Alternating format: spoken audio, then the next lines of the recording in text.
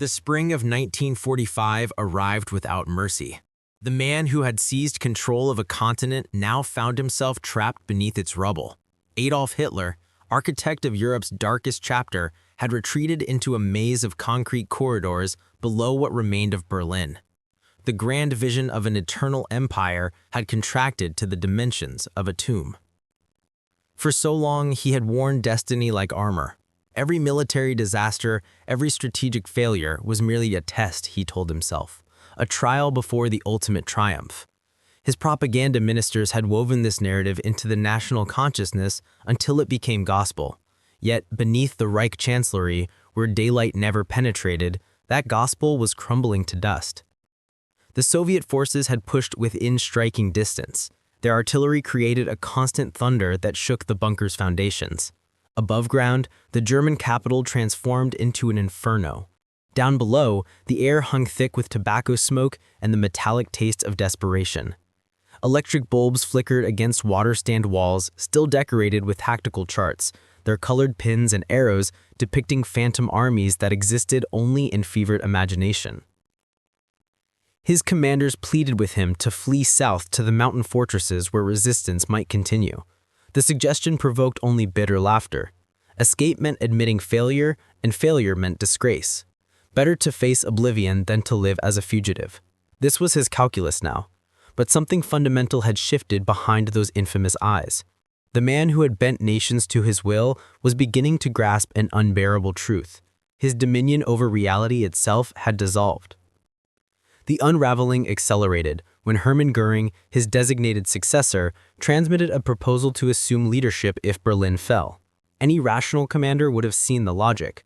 To Hitler, it registered as treachery of the highest order. His fury was volcanic. He condemned Göring as a turncoat and demanded his immediate detention.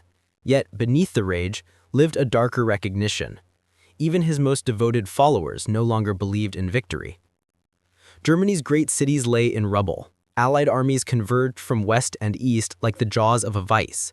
The supposedly invincible war machine was fragmenting, its fuel tanks empty, its soldiers scattered. Still, he clung to phantoms. He convinced himself that Felix Steiner's forces would mount a decisive counteroffensive, shattering Soviet lines and rescuing the capital. But General Steiner neither had the men nor the equipment to execute such a mission. The order existed in a vacuum, divorced from any military reality. When aides reported that Steiner's attack had never materialized, something inside Hitler finally broke. Those present would carry the memory for the rest of their lives. He convulsed with rage, his fists hammering the conference table, his voice rising to a shriek. The accusations poured out in a torrent. Betrayal, cowardice, incompetence. Everyone had failed him, he roared. Everything was lost. This explosion, this public disintegration, marked the point where illusion could no longer sustain itself. For the first time, he spoke the unspeakable. Defeat was certain. He cleared the room. When his officers filed back in, they found a different man. The color had drained from his features. His voice emerged flat, hollow, barely above a whisper. Gone were the speeches about providence and final victory. In their place, only talk of ending it all.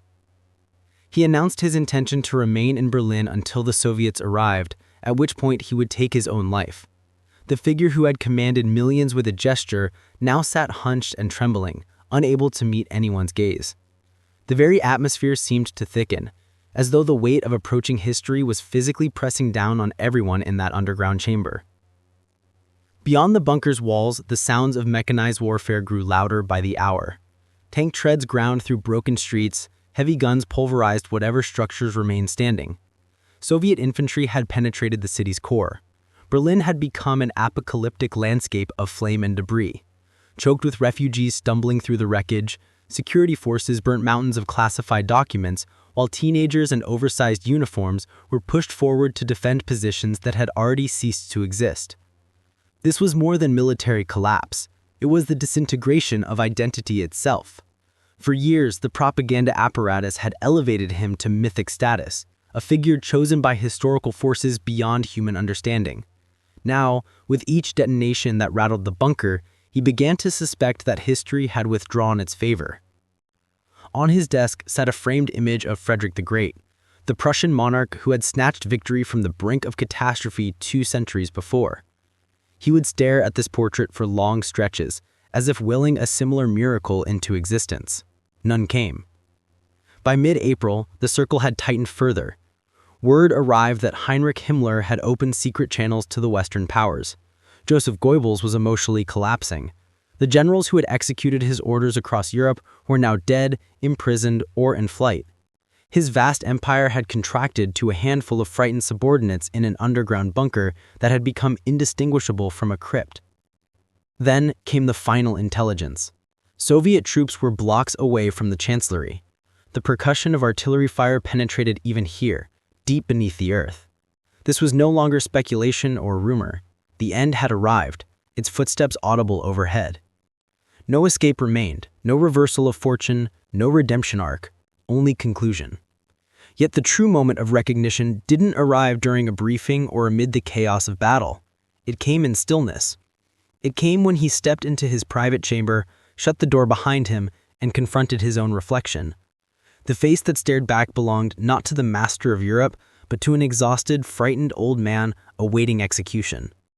The mirror revealed pale flesh, unsteady hands, eyes drained of their former intensity, replaced with a vacant stare. Adolf Hitler, who had promised to reshape civilization itself, now resembled nothing so much as a specter haunting its own corpse. He understood what was coming, but insisted on directing even this final scene. If victory was impossible, he would at least control the manner of his exit. He ordered all potentially embarrassing documents destroyed. He specified that his body must be cremated immediately after death. The fate of Mussolini haunted him. Captured, executed, his corpse suspended on public display. Even facing annihilation, vanity commanded him more powerfully than compassion. The Red Army methodically cleared Berlin sector by sector. The once proud capital had devolved into a bombed-out wasteland. Structures gutted by fire, smoke obscuring the sky, the roar of armor and flamethrowers reverberating through skeletal buildings. Down in the bunker, every sound carried, each blast another heartbeat of a dying regime. Supplies had dwindled to nearly nothing. Water pressure had failed. Electrical systems were failing throughout the complex. Secretaries quietly wept. Some chose cyanide rather than face capture by Soviet forces. Even his dog Blondie became an instrument of his paranoia. He had poison tested on the animal to verify its effectiveness. This was what he had become, a leader so consumed by terror that he placed more faith in death than in loyalty. April 29th brought the ultimate humiliation. Radio reports confirmed that Benito Mussolini, his ally and ideological twin, had been seized and killed by Italian partisans. His body had been mutilated and hung on public display. Hitler studied the report in silence for several minutes. Then, almost inaudibly, he muttered his determination not to suffer the same fate. That was when he fully accepted death, not as defeat, but as his final assertion of control. He would determine when the Reich ended. That evening, he married Eva Braun. The ceremony held no romance, only ritual, a last performance of normalcy before the curtain fell. They toasted with inexpensive champagne while artillery shook dust from the ceiling. Witnesses described him as oddly serene, courteous, detached, almost gentle. The inner turbulence had gone quiet. But beyond that small candlelit space, everything had concluded. Soviet infantry occupied the government quarter. Gunfire echoed from directly above. What remained of German forces were either surrendering or dying in the streets. No relief column was coming. No stronghold remained. Only a bunker beneath a city that had effectively ceased to exist. When staff members entered his quarters, they discovered him collapsed on a sofa, pistol in hand. Eva Braun lay beside him, the faint scent of cyanide lingering in the air. The man who had demanded that millions sacrifice themselves for his vision could not face defeat himself. His bodyguards transported both bodies to the garden level and set them ablaze under Berlin's gray sky, exactly as instructed. Soviet shells continued their reign of destruction. The empire that once extended from the Atlantic to the Volga ended as a small pile of ash.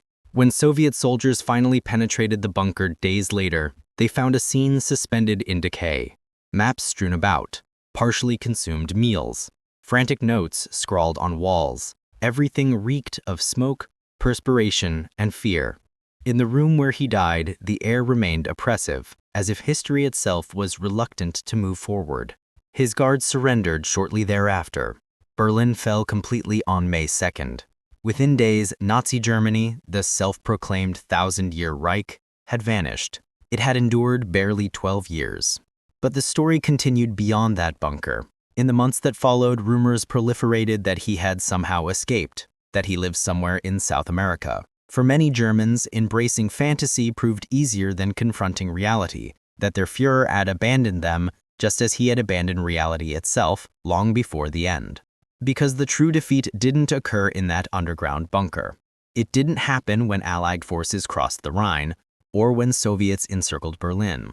It occurred years earlier, the moment he convinced himself of his own infallibility, that destiny itself could not betray him. The bunker was merely where that delusion finally expired.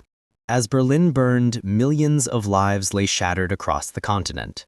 Families destroyed, cities erased, generations traumatized. And for what purpose? To serve the fantasy of a man who believed himself greater than truth. In the end, history remembers Hitler not for his conquests or his oratory. It remembers the silence that came after. The silence of a ruined city. The silence of a bunker deep underground. And the silence of a man who finally understood that a world built on hatred could never survive him. The Third Reich didn't conclude with a glorious battle or a heroic last stand. It ended with a single gunshot echoing through darkness, marking the fall of a dictator who believed he could rewrite destiny itself. And in that moment, the world drew breath, because the nightmare had finally ended.